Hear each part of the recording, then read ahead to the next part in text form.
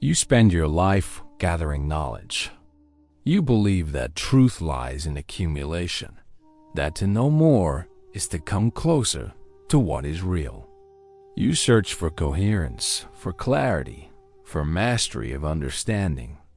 Yet the more you know, the more unstable your knowledge becomes. Every conclusion creates another question. Every certainty conceals an unseen premise. Imam Abu Hamid Al-Ghazali lived through this very crisis. He mastered philosophy, theology, and logic until none of them could sustain his faith in reason. He began to see that knowledge, when worshipped, becomes ignorance disguised as understanding. The intellect explains everything except itself.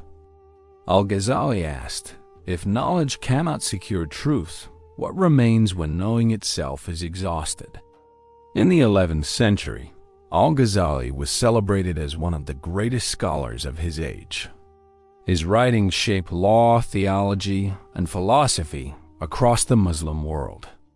Yet within his mastery, a quiet disintegration began. The more he explained the world, the less grounded he felt within it. His mind could describe every argument, but none could answer the unease beneath it.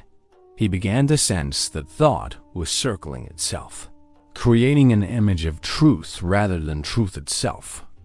Knowledge has become a mirror reflecting its own activity.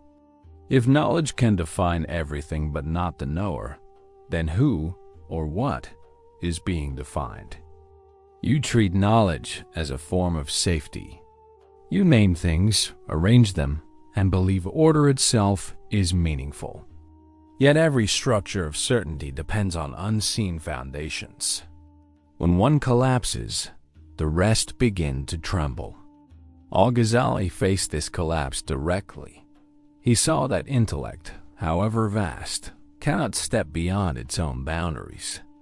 It proves what it already assumes. Each argument is built upon an unexamined trust in reason itself.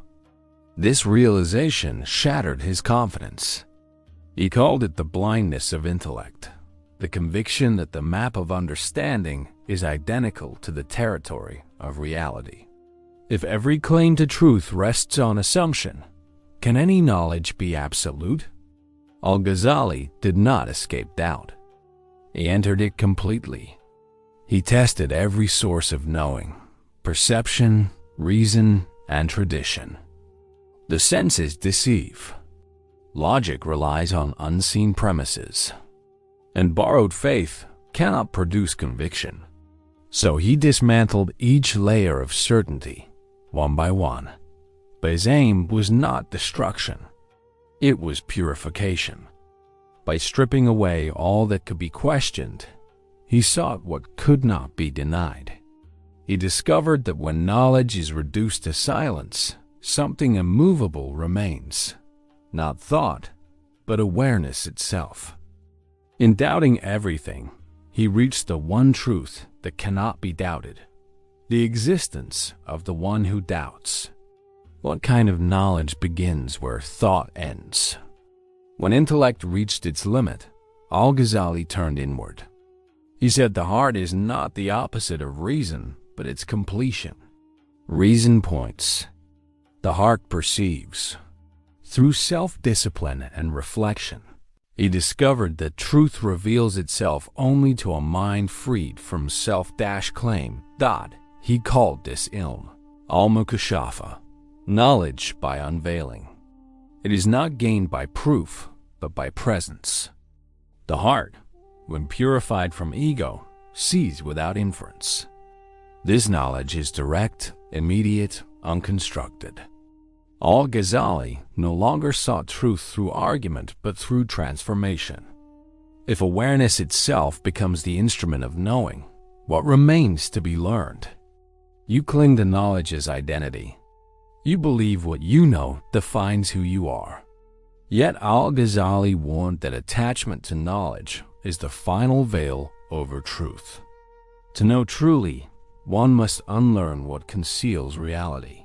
He taught that knowledge must serve humility, not mastery. Every concept, once understood, must be released. The intellect becomes clear only when it stops grasping. Unlearning is not ignorance. It is refinement, the cleansing of the mind from possession. The mind becomes capable of receiving rather than constructing. Can you imagine understanding that grows not by expansion, but by letting go of what was once believed? For Al-Ghazali, knowledge without sincerity is deception. The greatest barrier to truth is not confusion, but motive. Knowledge pursued for recognition or power becomes self-worship. The seeker must examine not only what is sought, but why it is sought. He said that when knowledge serves the self, it divides. When it serves truth, it unites. Sincerity, iqlb, becomes the condition of genuine knowing. Pure intention cleanses knowledge of ownership. What is understood no longer belongs to anyone. It simply stands revealed. If knowledge requires sincerity, can truth ever be seen by one who still seeks to possess it? Al-Ghazali's doubt gave birth to certainty of another kind. After every argument had failed, he realized that understanding is not produced, it is bestowed. True knowledge arises when the divine discloses itself to the purified heart. This was not rejection of reason, but its completion. Reason prepares. Revelation fulfills.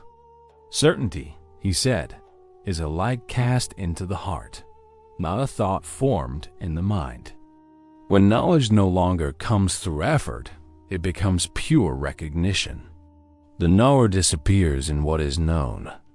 What remains is awareness knowing itself without mediation. When knowledge arises without thinking, who is there to claim it? You once sought knowledge to gain control, to master the uncertainty of existence. But Al-Ghazali reached a point where knowledge no longer expanded. It dissolved. He found that the highest knowledge erases the separation between subject and object. When the knower realizes that knowing depends entirely on the known, the illusion of independence ends. There is no I know, only knowing itself. Silent, self-sufficient, complete. This is the knowledge that ends knowledge. Awareness so direct that it needs no explanation. If the ultimate truth is immediate, is there any difference left between knowing and being? You now see that the path of knowledge is circular. It begins with seeking and ends in the realization that there was never distance between seeker and truth. Al-Ghazali's journey through philosophy, doubt, and illumination reveals this. The end of knowledge is not emptiness, but clarity. When thought ceases to pursue, reality becomes self-evident. The silence after inquiry is not the loss of meaning, but its completion. Understanding no longer depends on effort, language, or proof. It simply rests in what is sought to know is to recognize that nothing was ever unknown. The search for truth ends when knowledge returns to its source, not as thought, but as being. Can you rest in that stillness where knowing has fulfilled itself? The journey began with the assumption that more knowledge leads to greater truth. It ends with the discovery that knowledge's perfection lies in recognizing its limit. Al-Ghazali's method moved from intellect to doubt, from doubt to unlearning, and from unlearning to direct presence. What began as the pursuit of certainty became the dissolution of the seeker himself. In this realization, thought becomes transparent. There is no longer something to know, someone to know it, or a path between them. There is only awareness, complete, self-evident, and still. This is the knowledge that ends knowledge.